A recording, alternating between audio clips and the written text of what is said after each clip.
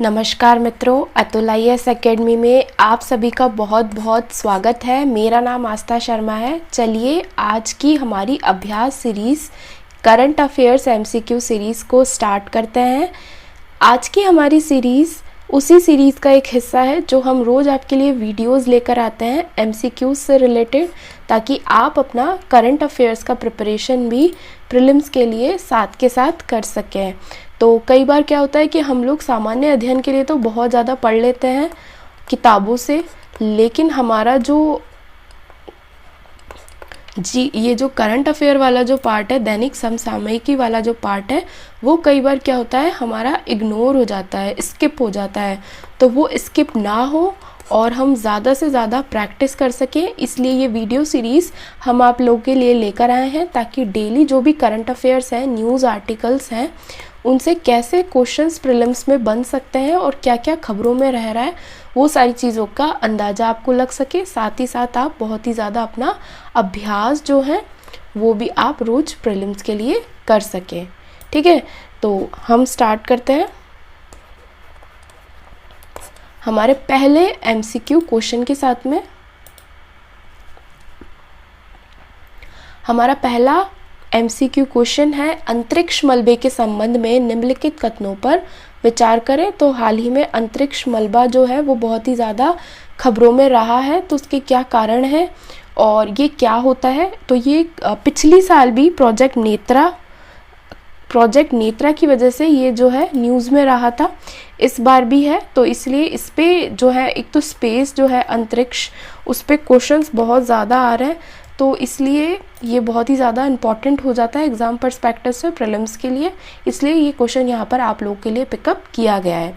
तो इसका पहला कथन कहता है कि एक कार्यात्मक अंतरिक्ष यान, परित्यक्त लॉन्च वाहन चारण एवं मिशन से संबंधित मलबे और विखंडन मलबे शामिल हैं। ठीक है, तो इसमें क्या क्या शामिल है, सबसे पहले ये बताया गया है पहले कथन में। दूसरे कथन में ये बताया गया है कि तभी उत्पन्न हो सकते हैं जब दो उपग्रह टकराते हैं, जिससे हज़ारों नए टुकड़े निकलते हैं। तो जो मलबा है वो तब भी उत्पन्न हो सकता है जैसे हमारा अंतरिक्ष है, उसमें दो ग्रह चल रहे हैं या दो जो है उपग्रह चल रहे हैं, तो अगर उन दोनों के बीच में किसी भी प्रकार का टकराव होता है तो कुछ टूट फूट तो ज़रूर होती है। जैसे दो जो भी वस्तुएं टकराती हैं तो उनसे टूट फूट होती है, तो मलबा गिरता है। तो हमारे पृथ्वी पर तो क्या है ना कि गुरुत्वाकर्षण बल लगता है, तो मलबा नीचे गिर जाता है, लेकिन वहाँ पर अंतरिक्ष में गुरुत्वाकर्षण बल है नहीं, तो इसलिए जो मलबा है वो तैरता रहता है। जैसे बाकी सारे ग्रह उपग्रह और ये सब चलते हैं, वैसे ही ये मलबा भी तैरता रहता है। तो इस तरीके से ये जो है दो उपग्रह टकराने पर भी निकलता है। उसके साथ साथ जब जो है अंतरिक्षयान वगैरह जो भी प्रक्षेपित हो जाते हैं, तो तब भी ये वहाँ पर निकलता है। ठीक है, तीसरा कथन कहता है कि ये प्राकृतिक उल्कापिंड और कृत्रिम मानव निर्मित दोनों तरह के कण इसमें शामिल हैं। तो यहाँ पर हमसे पूछा गया है कि कौन से कथन सही नहीं है। तो यहाँ पर जो है प्रीलिम्स में बहुत ही ज़्यादा कई बार UPSC पूछ जाता है, तो हमें इस बात का ध्यान रखना है कि सही नहीं है या सही है, क्या हमसे पूछा गया है। तो यहाँ पे पूछा गया कि कौन सा कथन सही नहीं है। तीनों बिल्कुल सही है, इसलिए हमारा विकल्प हुआ उत्तर D कि इनमें से कोई भी नहीं। इसकी व्याख्या की ओर बढ़ते हैं। जैसा कि मैंने आपको इस प्रश्न के अंदर भी समझा दिया था कि अंतरिक्ष मलबा जो होता है वो गैर कार्यात्मक अंतरिक्ष यान, परित्यक्त लॉन्च व्हीकल चारण, मिशन से संबंधित मलबे और विखंडन मलबे इसमें शामिल होते हैं। और ये भी मैंने आपको बता दिया था कि ये दो उपग्रह के टकराने से भी जो है मलबा उत्पन्न हो जाता है। इसके अलावा जब एंटी सैटेलाइट परीक्षण जो है वो भी करते हैं, तब भी ऐसा मलबा निकलता है। भारत ने भी 2019 में लो अर्थ ऑर्बिट में एक उपग्रह को निशाना बनाते हुए एंटी सैटेलाइट मिसाइल का परीक्षण किया था। ठीक है, तो अंतरिक्ष मलबा एक चेन रिएक्शन को ट्रिगर कर सकता है, जहां बहुत सी वस्तुएं एक दूसरे से टकराती हैं और इस प्रक्रिया में नया स्पेस जंक बनाती हैं, जिसे कैसलर सिंड्रोम कहा जाता है। तो क्या होता है ना कि जैसे दो उपग्रह या ग्रह टकराए तो उनसे जो कुछ हुआ, फिर ये जो कचरा तैर रहा है ये कचरा और जाके किसी से टकराएगा तो वहाँ जाके फिर से ऐसे करके एक चेन रिएक्शन बन जाती है और इसे हम कैसलर सिंड्रोम भी कहते हैं। तो ये वाला जो टर्म है कैसलर सिंड्रोम, ये भी आप याद रखें, इससे भी रिलेटेड क्वेश्चन एग्जाम में आपसे पूछा जा सकता है। और इसमें दोनों तरीके के मलबे शामिल हैं, उल्कापिंड भी और कृत्रिम भी। क्योंकि उल्कापिंड कैसे कि दो जब उपग्रह जब टकराएंगे तो ये होगा, और जब मानव निर्मित होंगे तब भी ये मलबा उत्पन्न होगा। अंतरिक्ष मलबे के शमन के लिए इसरो द्वारा की गई पहल, अब मलबा अगर इकट्ठा हो रहा है तो उसमें इसरो ने और अंतर्राष्ट्रीय संस्थानों ने कुछ पहल की गई है। तो उसमें पहली प्रोजेक्ट नेत्रा, जिसमें मलबे की स्थिति की जानकारी प्रदान करी जाती है, और दूसरा है अंतरिक्ष वस्तुओं पर निगरानी रखने के लिए ISRO system for safe and sustainable special operation management IS4OM। ठीक है, तो ये हमने किसके बारे में जाना, अंतरिक्ष मलबे के बारे में। चलिए अगले प्रश्न की ओर बढ़ते हैं।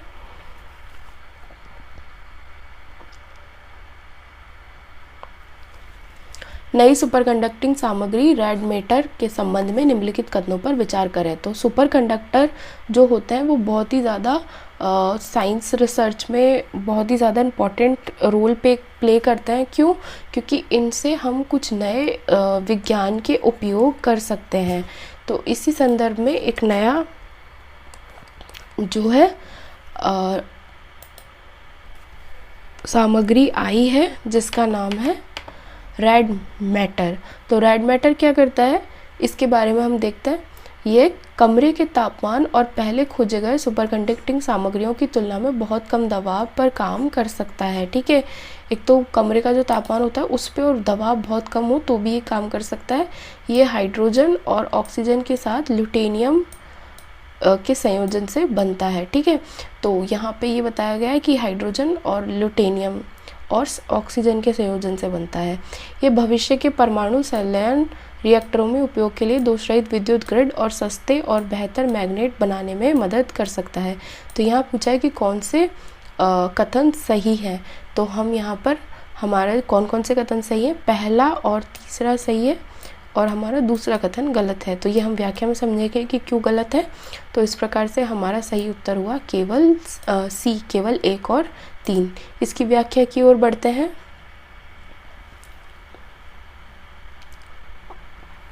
विकल्प सी सही है। सबसे पहले इसकी ऑपरेटिंग रेंज बताई गई है कि कमरे के तापमान पर बहुत कम दबाव पर ये काम कर सकता है। उसके अलावा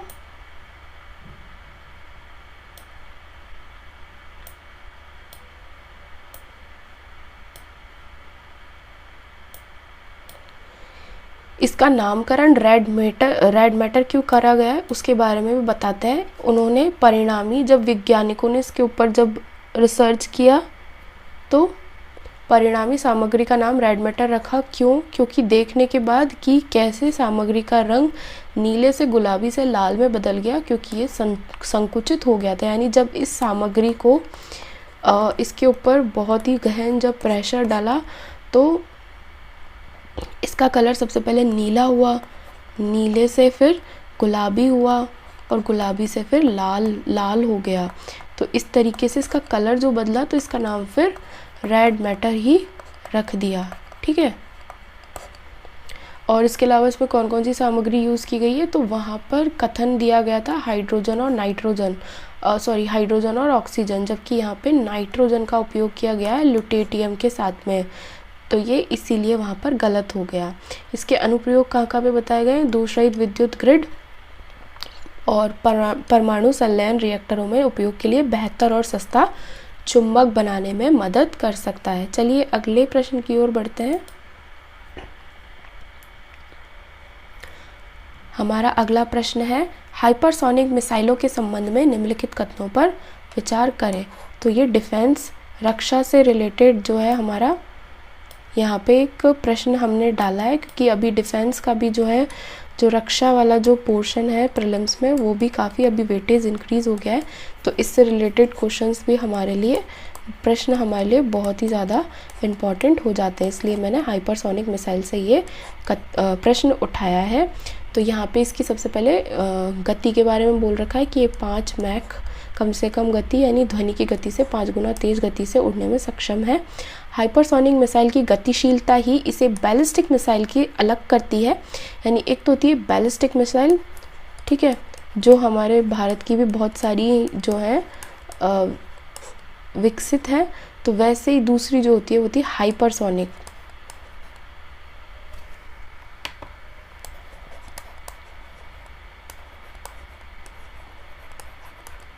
ठीक है, तो इन दोनों में क्या डिफरेंस है? तो जो बैलिस्टिक मिसाइल है वो एक निर्धारित पथ पर चलती है, ठीक है। जैसे बैलिस्टिक मिसाइल को अगर यहाँ से हमने दागा है तो वो यहाँ पर जाएगी, इसे बोलते हैं हम, क्या बोलते हैं, प्रक्षेपवक्र। तो ये इसका अनुसरण करती है, जबकि हाइपरसोनिक मिसाइल नहीं करती है। और ये दोनों में यही एक डिफरेंस है या एक इनके बीच में अलग जो है एक बात है। किंजल यूएसए द्वारा विकसित एक हाइपरसोनिक मिसाइल है। तो यहाँ पे हमें सही कथनों के बारे में जानना है। तो हमारे पहले और दूसरे कथन सही हैं, जबकि तीसरा गलत है। तो हमारा सही विकल्प हुआ केवल 1 और 2। इसकी व्याख्या की ओर बढ़ते हैं। ये तो हमें याद रखना ही पड़ेगा कि कौन सी मिसाइल या कौन से उपग्रह को किस देश ने विकसित किया है। यहाँ पे हम थोड़ा सा नाम से थोड़ा सा हम प्रेडिक्शन लगा सकते हैं, जैसे शिंजो या फिर ऐसा कुछ नाम हुआ तो वो जापान से है, रोस्कोसमॉस हुआ तो वो रशिया से है, कुछ इंग्लिश नाम हो गया, आर्टेमिस हो गया तो वो यूएस से है। लेकिन जैसे अब ये नाम यहाँ पे आ गया किंजल, तो ये नाम तो बिल्कुल हिंदी नाम है, तो थोड़ा सा यहाँ पे कन्फ्यूज़न हो जाएगा, इसलिए आप इसको थोड़ा सा याद रखने की भी कोशिश करें कि किंजल रूस द्वारा विकसित हाइपरसोनिक मिसाइल है। इसके अलावा हमने ये पढ़ लिया कि इसकी गति कितनी है। उसके अलावा ये इसको अलग कैसे करती है, क्योंकि बैलिस्टिक मिसाइल जो है वो इस तरीके से चलती है और ये इस तरीके से पाथ फॉलो नहीं करती है। तो ये इन दोनों के बीच में एक डिफ्रेंसिएशन है। इसके अलावा ये इन्हें बेहद घातक बनाता है, क्योंकि जब वो ज़मीन पर स्थित रडार पर पता लगाया जाता है तब तक तो वो अपने लक्ष्य के काफ़ी करीब पहुंच जाता है। जैसे यहाँ से दागी रडार लगे हुए होते हैं, तो रडार जब इसको डिटेक्ट करेगा तब तक तो ये पहुंच चुकी होगी। तो ये काफ़ी फास्ट होते हैं, तो डिटेक्ट करने में भी बहुत टाइम लग जाता है। हाइपरसोनिक मिसाइल की प्रणालियाँ 2 प्रकार की होती है, हाइपरसोनिक ग्लाइड व्हीकल और हाइपरसोनिक क्रूज मिसाइल्स। तो ये 2 यहाँ पे प्रकार दिए गए हैं। तो ग्लाइड व्हीकल में क्या होता है कि पहले जो इच्छित लक्ष्य है, जैसे ये लक्ष्य है, तो इस मिसाइल को रॉकेट से ग्लाइडिंग से दागा जाएगा और हाइपरसोनिक क्रूज मिसाइल अपने लक्ष्य को प्राप्त करने के बाद हवा में सांस लेने वाले हाई स्पीड इंजन या स्क्रैमजेट द्वारा संचालित होती है। तो ये दोनों इनमें जो है डिफरेंस है कि ग्लाइड व्हीकल वाली तो रॉकेट से जाएगी और क्रूज मिसाइल जो है वो हवा में सांस लेने वाले हाई स्पीड इंजन से जाएगी। और किंजल जो है वो हाइपरसोनिक मिसाइल है, जैसे रशिया ने विकसित किया है। चलिए हमारे अगले प्रश्न की ओर बढ़ते हैं। हमारा अगला प्रश्न है, बायो कंप्यूटर हाल ही में समाचारों में देखे गए, तो इसके संबंध में निम्नलिखित कथनों पर विचार करें। तो ये हमारा विज्ञान एवं प्रौद्योगिकी का सवाल है। तो इसको यहाँ पर लेने का कारण यही है कि भाई प्रीलिम्स में बहुत ही ज़्यादा वेटेज जो है वो बढ़ गया है इनका, तो इसलिए एक क्वेश्चन रोज साइंस एंड टेक का, विज्ञान एवं प्रौद्योगिकी का हमारा आना चाहिए, ताकि हमारी इस तरीके का जो है विज्ञान से रिलेटेड जितने भी प्रश्न हैं उनका अभ्यास जारी रहे। और विज्ञान के जो प्रश्न आते हैं वो थोड़े कंफ्यूजिंग भी हो जाते हैं, तो जितना ज़्यादा अभ्यास होगा उतनी ज़्यादा हमारी एक्यूरेसी यहाँ पे बढ़ेगी। तो इसमें पहला कथन दिया है कि प्रयोगशाला में उगाई गई मस्तिष्क संस्कृतियाँ हैं और वास्तविक दुनिया के सेंसर और इनपुट आउटपुट उपकरणों से जुड़ी हुई है। यानी देखा जाए तो हमारा खुद का जो मस्तिष्क है, दिमाग है, प्लस जो विज्ञान ने जो सेंसर बनाए हैं, उन दोनों को मिलाकर उनकी दोनों की अच्छी अच्छी चीज़ें निकालकर एक कंप्यूटर बनाया गया है, जिसका नाम दिया है बायो कंप्यूटर। ठीक है, तो ये यहाँ पे इन्होंने ऐसा कुछ बताया है। इसका उपयोग मानव मस्तिष्क जैसे जटिल सूचना प्रसंस्करण के लिए किया जा सकता है। यहाँ पे दोनों ही कथन बिल्कुल सही है, इसलिए हमारा सही विकल्प हुआ 1 और 2 दोनों।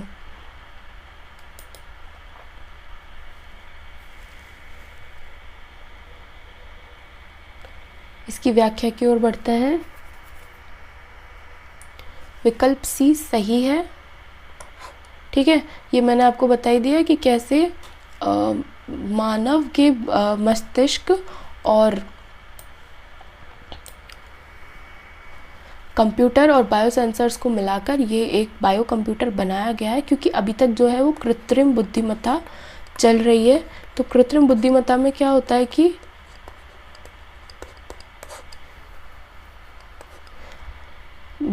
पूरा मशीन का काम होता है। ठीक है, तो मशीन का जो काम होता है उसमें कई ज़्यादा गलतियां आती हैं, यानी वो मशीन की तरह ही काम करती है। तो अब ये क्या कर रहे हैं कि मानव मस्तिष्क से कुछ चीज़ें ले रहे हैं और उसको सेंसर से मिला रहे हैं, और फिर जो कंप्यूटर बनेगा वो थोड़ा मानव का भी उसमें दिमाग होगा और थोड़ा मशीन का होगा, और इस तरीके से एक बायो कंप्यूटर यहाँ पे बनेगा जिसकी एफिशिएंसी और या फिर उसकी प्रोडक्टिविटी और ज़्यादा होगी। तो इसका उपयोग किस लिए किया जाएगा? जटिल सूचना प्रसंस्करण के लिए, यानी ऐसी सूचना जो खुद कंप्यूटर नहीं कर पाते और मानव नहीं कर पाते, लेकिन दोनों का मेल जो होगा वो कर पाएगा। ऑर्गेनॉइड मानव अनुभूति, सीखने और स्मृति के जैविक आधार को प्रकट कर सकते हैं कि हमारा जो मस्तिष्क है वो कैसे काम करता है। ये अभी तक जो है वो अनसुलझा राज है, जिसके बारे में अभी तक कुछ पता नहीं चल सका है। तो उसी को पता लगाने के लिए इसका उपयोग किया जा सकता है। ये दवा के विकास और पार्किंसंस रोग और माइक्रोसेफली जैसे अपक्षयी रोगों के विकृति विज्ञान को डिकोड करने में भी मदद कर सकता है। तो अभी तक इन रोगों के बारे में कुछ ज़्यादा पता नहीं चल सका है, तो इस तरीके के बायो कंप्यूटर से इस तरीके की मदद भी मिल सकती है, ताकि इन रोगों के बारे में पता चल सके कि आखिर ये जो मस्तिष्क से संबंधित रोग हैं ये क्यों होते हैं और कैसे इनका निवारण किया जा सकता है। हमारे अगले प्रश्न की ओर बढ़ते हैं। मुद्दुमलाई टाइगर रिजर्व के संबंध में निम्नलिखित कथनों पर विचार करें।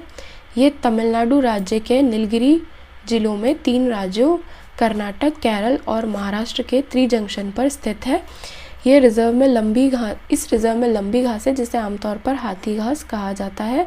इस अभ्यारण्य में मुख्य प्रजातियां बाघ और एशियाई हाथी है। तो हमें यहाँ पर कौन से कथन सही है ये बताना है। तो हमारे कथन 2 और 3 सही है और पहला गलत है। ठीक है, तो हमारा विकल्प बी सही है। हम इसकी व्याख्या की ओर बढ़ते हैं और देखते हैं कि पहला कथन क्यों गलत था और हम इसमें कैसे हमारा गैस वर्क यूज़ कर सकते हैं। तो यहाँ पे देखो 3 राज्य बताए गए थे, कर्नाटक, केरल और महाराष्ट्र, जबकि महाराष्ट्र नहीं तमिलनाडु आना चाहिए था।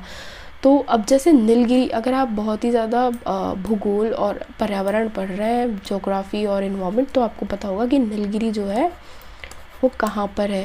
ये प्योरली साउथ इंडिया में, दक्षिण भारत में जो है, और महाराष्ट्र जो है वो दक्षिण भारत में नहीं आता है। तो यहाँ से आपको थोड़ा सा लगना चाहिए था, क्योंकि महाराष्ट्र ऊपर है, उसके नीचे यहाँ पे कर्नाटक है, यहाँ तमिलनाडु है और यहीं केरल है। तो इन तीनों के त्रिजंक्शन पर यहाँ पर मुद्दुमलाई टाइगर रिजर्व है, तो महाराष्ट्र का तो कोई काम है ही नहीं। तो इस तरीके से हम थोड़ा सा अगर भारत का नक्शा जो है उसके बारे में जानते हैं कि कौन सा स्टेट कहाँ पर है, तो यहाँ पे नीचे की तरफ 3 स्टेट्स हैं, केरल, तमिलनाडु और कर्नाटक, तो वहीं पर ही ये टाइगर रिजर्व है। तो इस तरीके से आप इस क्वेश्चन में इस कथन को एलिमिनेट कर सकते थे। बाकी इसमें बाकी के दोनों कथन बिल्कुल सही है। यहाँ पे इसकी लोकेशन भी बताइए कि वायनाड वन्यजीव अभ्यारण्य केरल, उत्तर में बांदीपुर राष्ट्रीय उद्यान कर्नाटक और दक्षिण में मुकुर्थी राष्ट्रीय उद्यान और साइलेंट वैली के साथ नीलगिरी बायोस्फीयर रिजर्व का एक हिस्सा है। वनस्पति कौन कौन सी है? लंबी घास जिसे आमतौर पर हाथी घास कहा जाता है, विशाल किस्म का बांस, लकड़ी की प्रजातियां जैसे सागौन, रोजवुड और स्थानिक वनस्पतियों की कई प्रजातियां यहाँ पर पाई जाती हैं। और अगर जीवों की बात करें, मुख्य जीव कौन कौन से हैं? बाघ और एशियाई हाथी। तो ये हमने मुद्दुमलाई टाइगर रिजर्व के बारे में पढ़ लिया, क्योंकि प्रीलिम्स में अभी ये वाले जो टाइगर रिजर्व, नेशनल पार्क्स, राष्ट्रीय उद्यान, इनके क्वेश्चंस बहुत ज़्यादा बढ़ गए हैं। तो इसलिए हमने सोचा कि एक क्वेश्चन यहाँ से भी इंक्लूड करते हैं, ताकि जो भी न्यूज़ में जितने भी टाइगर रिजर्व और राष्ट्रीय उद्यान है, तो वो भी साथ के साथ प्रीलिम्स के लिए हमारे करंट अफेयर से प्रिपेयर हो सके। चलिए, आज की हमारी अभ्यास वीडियो यहाँ पे समाप्त होती है। अगर आपको वीडियो पसंद आए तो प्लीज़ इसे लाइक करें, शेयर करें, सब्सक्राइब करें हमारे चैनल को। अगर इस वीडियो का आपको PDF चाहिए इस पूरे मैटर का, कंटेंट का, तो वो आपको हमारी अतुल IAS एकेडमी के टेलीग्राम चैनल पर मिल जाएगा।